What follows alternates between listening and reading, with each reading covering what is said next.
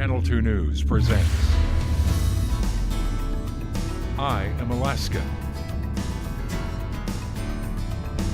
Hi everyone, I'm Ariane Aramburo. For the last few months, I've had the chance to interview everyone from a 10-year-old boy invited to the White House to a middle school teacher racing in this year's Iditarod for the first time. Now, one thing they all have in common is they have a story. So for the next half hour, we'll introduce you to 7 people who are proud to say, I am Alaska. We start with Brian Benavente. Now, his passion stems from how he likes his coffee, and that's strong. There's so much that goes into coffee. I know a lot of people think coffee is just that black stuff that gets you through the day or through the week. But for me, it's a passion. So how's the Monday for you? Hey, started right, man. Your cup of coffee on the first day might not be the same as the second day. And that's just coffee. It's kind of like life. It's always changing, which is nice. I always drink the fraps, all that milk with so little coffee. But, I saw more. I was like places like Kenya. I used to run a lot, so I was like, Kenya sounds cool. Let me give this a shot. Let's see what it's all about. And I fell in love with coffee. He did at regionals last October and qualified for nationals in Long Beach, and he hopes to make it to the World Nationals. Well, for this next story, we head to Chugiak High School, my old stomping grounds, and if you were there, chances are you remember the Chaparrals. But the real story behind the award-winning dance team is the woman behind the vision and how 25 years of dedicated service has landed her a spot in the Alaska High School Hall of Fame for coaches. I'm talking about Pauline Suter. I moved to Alaska in 1981, and much to my chagrin, there were no dance drill teams. So luckily, I give credit to Bill Coleman, the very first principal. I talked to him about it, and he said, let's do it. And so then I had to go around and ask girls, would you be part of the drill team? The first principal said, he was the activity principal. He said, I'll give you $1,000. So I had to outfit 20 girls with $1,000. Now that was tough. I made little headdresses out of pipe cleaners and feathers, and we were at the shootout, and we were such a hit that the next year he says, I'll give you $5,000. We've had a great run. We've gone to Tokyo, Japan. We've been to Florida, California, Hawaii.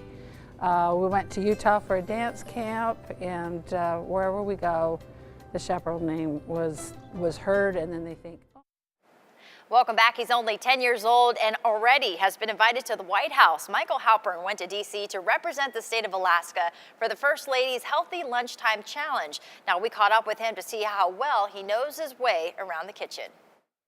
Well, I started when I was really, really little, and I used to make challah with my mom on Fridays, and we did a lot of cooking together. I just love preparing food and then going to eat it and having it taste so good. We're gonna squeeze it over our salmon. I love cooking salmon and desserts. I was walking through my school hallway in Lakeview Elementary, and they had a banner up advertising the contest, and I asked the nurse about it, and she told me a little bit about it, and so me and my mom decided to enter. We kind of had to think about it before we knew what we were going to do. We ended up doing salmon pie. You put some salmon inside some crust along with some vegetables. They hire people to go and look through all the recipes and pick out.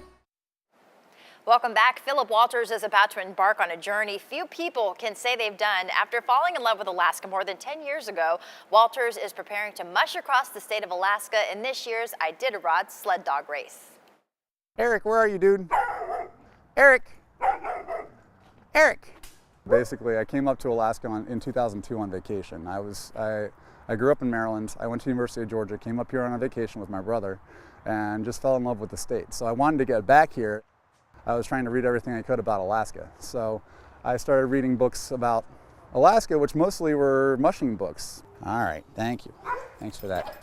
I ended up moving up here after I graduated from college. And so I just started looking for opportunities to get out with the dogs. I met a local musher out in Chugiak who invited me to come to one of the local races that they do and meet some other mushers. And I'd found some people who were looking for some help in their kennels. He's headed the wrong way. He's 7 months old, 6 months old, 7 months old. in exchange for me helping them do dog chores and take care of their kennel while they were away and stuff like that, they showed me how to run dogs. They let me use their dogs and their equipment, and I just kind of got into it. You guys ready? You guys ready? All right, you guys ready to go? You guys ready? You guys ready? Come here. As I got more experienced at it, I started doing longer runs. Now, sticking with Iditarod, this next feature is about Jim Lanier. His love for Iditarod goes back more than 30 years, and mushing, it's more than a race. It's become a way of life. And at 73 years old, he's already training for his 18th race. Okay. You load 16 dogs, and what do you get? Another day older and deeper in debt. Race marshal, don't you call me, 'cause I can go. Oh, my soul, to the local feed store. All right. Enjoy being retired from medicine, but I'm not retired from mushing.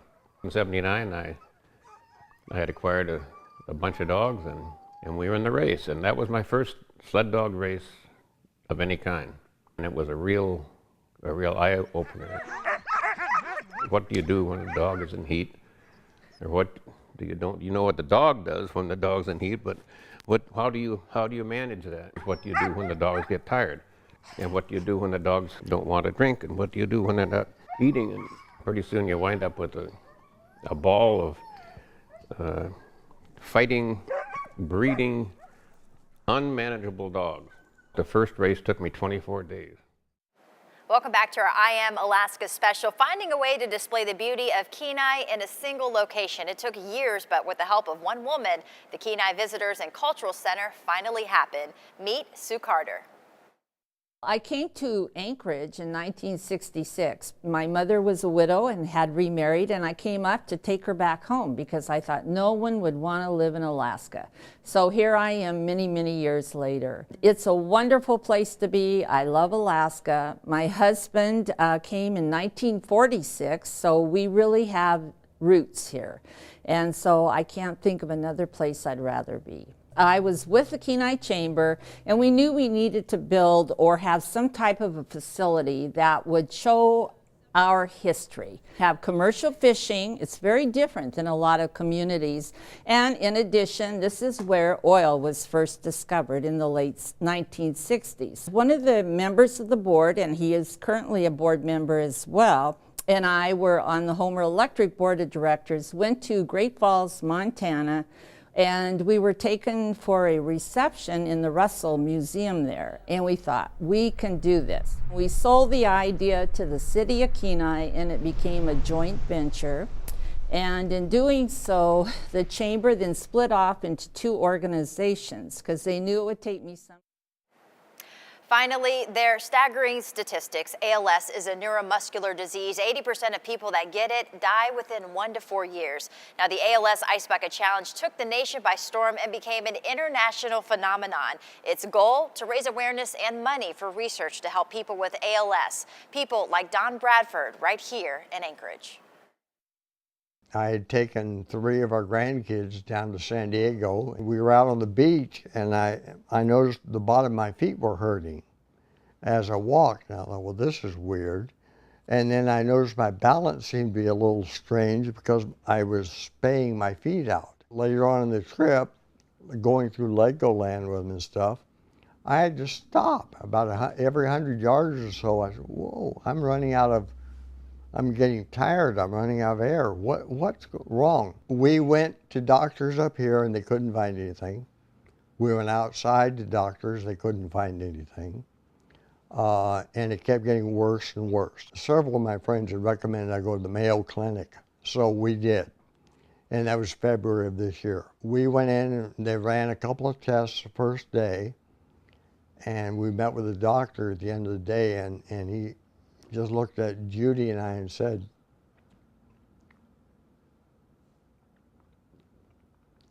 that's another attribute of ALS, you can't control your emotions. Sorry about that. And he said, no doubt.